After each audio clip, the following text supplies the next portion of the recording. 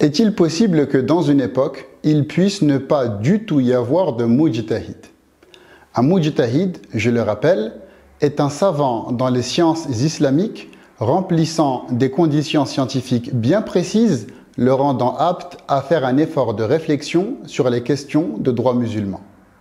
Concernant le fait de savoir si oui ou non, une époque peut être vacante de mujtahid, les grands imams ont divergé en deux avis. Le premier avis est que cela est tout à fait possible.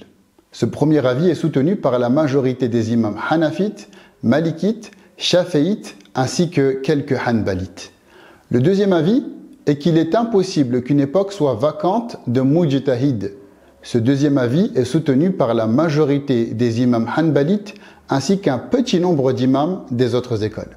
Il est important de préciser ici que cette divergence entre les imams ne concerne que la catégorie de mujtahid indépendant, en arabe mustaqil, et non les autres catégories inférieures de mujtahid.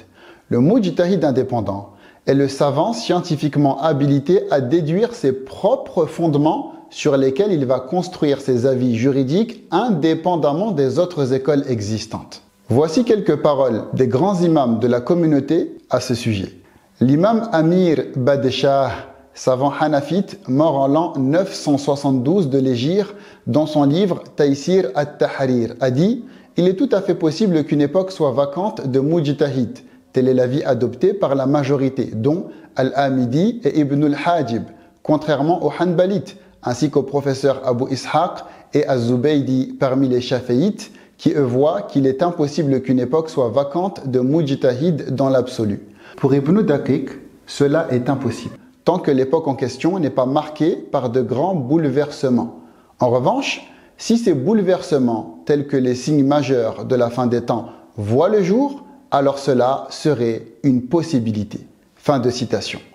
Après ça, l'imam dans son livre a dit que parmi les preuves sur lesquelles s'appuie la majorité des Hanbalites, il y a le hadith dans lequel le prophète, prière et salut sur lui, a dit « La tazalu ta'ifatun min ummati zahirina ala al-haq, hatta ya'tiya amrullah » Ce que l'on pourrait traduire par « Il ne cessera d'avoir un groupe de ma communauté visiblement sur la vérité, jusqu'à ce que se manifeste l'ordre d'Allah, c'est-à-dire jusqu'au jour du jugement dernier. » Rapporté par Al-Bukhari.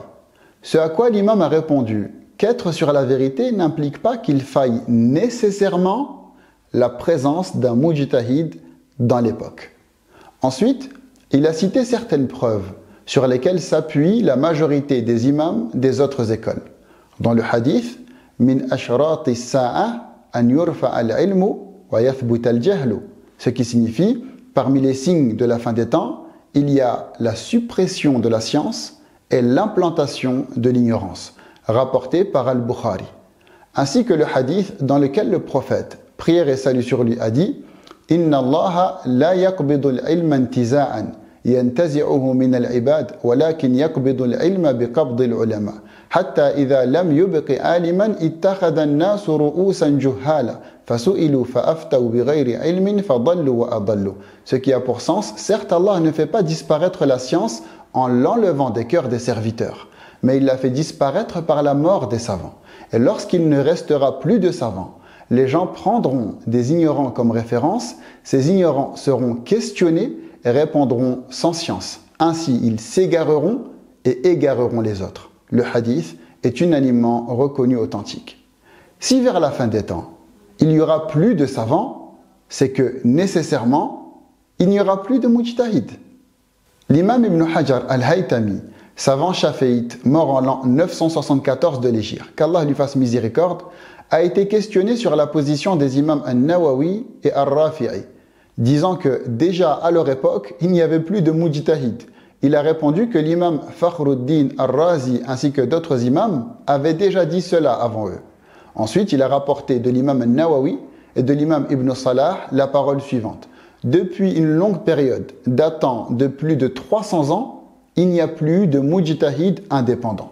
Après quoi, l'imam a expliqué que même sans la présence de mujtahid indépendant, l'obligation de rendre des verdicts religieux sur les questions contemporaines a été remplie par les collationneurs de l'école, ce qu'on appelle en arabe « ashab al-wujuh », Ce sont les savants habilités scientifiquement à émettre des avis juridiques sur les questions contemporaines, en se basant sur les avis juridiques que l'imam de l'école a émis sur des questions similaires. Puis, il a dit que les imams de son époque, malgré tous leurs efforts, n'ont pas atteint le rang de mujtahid parce que cela est extrêmement difficile, et non pas par négligence de leur part. Enfin, l'imam a dit qu'à son époque, il n'y avait plus aucune de ces différentes catégories de mujtahid, pas même le mujtahid de prévalorisation, en arabe at-tarjih, tel que les imams al-Nawawi et son professeur l'imam al-Rafi'i, mort au 7e siècle de l'Hégire. Le mujtahid de la prévalorisation est le savant scientifiquement habilité à déterminer quels sont les avis juridiques les plus pertinents au sein de l'école. Et il a terminé en citant une parole de l'imam Jalaluddin al-Mahalli, mort en l'an 864 de l'Hégire, disant que lorsque les savants à son époque émettaient des avis juridiques, ils ne faisaient en réalité que transmettre les avis de leurs imams, même s'ils ne le disaient pas explicitement.